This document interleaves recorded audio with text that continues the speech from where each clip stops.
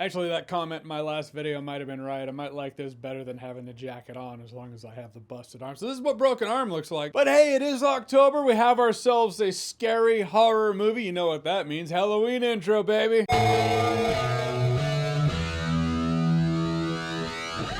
So Good Boy is the feature-length directorial debut of Ben Leonberg. Watch it be Leonberg and the E is silent. Who knows? It's a haunted house movie that has, for the most part, what you would expect from a haunted house movie. Guy's grandfather had died. He moves into his grandfather's old crickety-ass house in the middle of nowhere. There's an entity in the house. Hauntings start happening.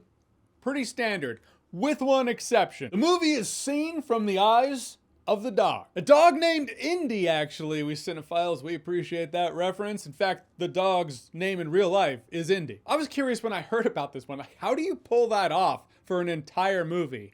Well, you make the movie an hour, 14 minutes, I guess. And they do some interesting things to have this movie in the POV of the dog, you know, to have the humans kind of pushed to the background. The humans' faces are blurry, obstructed. You don't see the human beings' faces. It's kind of like Muppet Babies, you know, where you never saw Nanny's face. And it's relatable to a point, because we've all had our dogs stare at nothing and, I don't know, growl, right?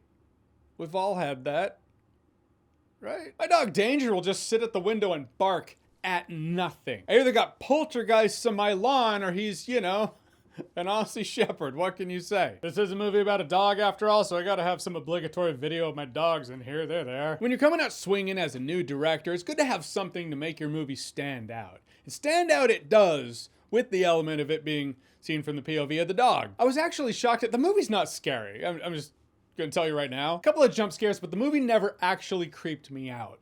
What had me concerned was the fact that the dog is in peril. And the dog's actually a better actor than some actors I've seen out there. There were a couple of moments in the movie where the guy kind of dicks out on the dog, and I don't know why. I was like, why are you being an asshole to the dog? There's a scene where he like grabs his dog's head, like, get the fuck away! I was like, you do not deserve that dog. I feel like someone's typing right now, what, you've never snapped on your dog like that and grabbed his head and shoved him away? No. I have not. And I don't really know in these moments, was he possessed? Is he just an asshole? I don't know. He seemed like not an asshole to his dog throughout the movie. Just a couple moments where I was like, that's just out of character. Reiterating that it was a smart move to have the dog as the star, because if you take the dog out of the movie, you just had humans in it. This is the most basic, surface level, vanilla ass, generic haunted house horror movie. The dog's in peril, so it feels new. It has that angle to it, so I'll give it that. You do see a couple of moments when working with a canine thespian is probably difficult. Something's coming after the dog. It's a scary moment. It's doing this weird camera thing. It's an effect I'm sure I saw in the 90s Outer Limits series. Looked very made for TV, but you know, I get why it had to happen. You think the dog's just gonna be like, oh yes, I can do that, and if I could, what's my motivation? No, dog's probably like, if you don't have treats in pocket right now, it's gonna be a very difficult day of filming. Also the voiceover work, the ADR, because you know, the faces are blocked, maybe it's the mouth that's blocked, the face is blurry, but there's voiceover.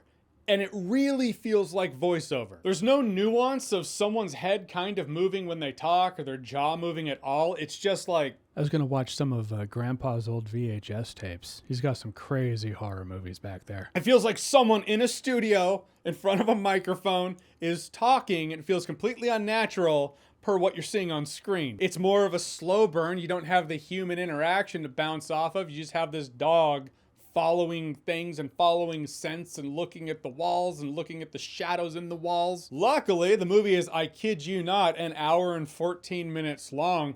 I'm all for short movies, but that's wild. I don't hate it. I'm a gamer myself, and in the world of video games, we've come to this place where it feels like everyone wants every video game to be over 100 hours long in terms of gameplay. I'm like, you give me a 5-hour banger, great. 100 hours and it's justified, awesome. Something is as long or short as it needs to be. I feel like this movie is as long as it needs to be. Any longer, I would have gotten restless legs syndrome. I would have been out of my mind. However, it's going to be a tall order to be like, hey, you want to pay $15 to go watch an hour-long movie? Alice in Borderland Season 3 just came out. That's one episode of Alice in Borderland. So cute dog, interesting take.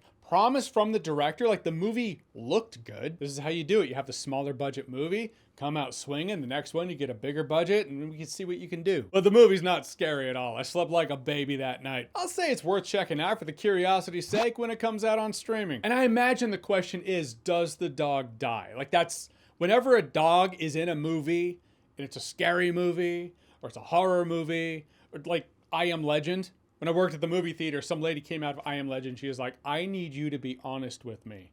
Does the dog die? And I had to be honest with her. So in the comment section below, I'll have a pinned comment. You go to the replies of that comment, I'll have the answer as to whether or not the dog dies, if you want to know. Just looking out, you know how it is. All right, so Good Boy, have you seen it? What did you think about it? Or what's your favorite horror or thriller movie that had an interesting take to it? Whatever it is, whatever you think, comment below, let me know. And as always, if you like what you've seen here and you want to see more, click right here to see more.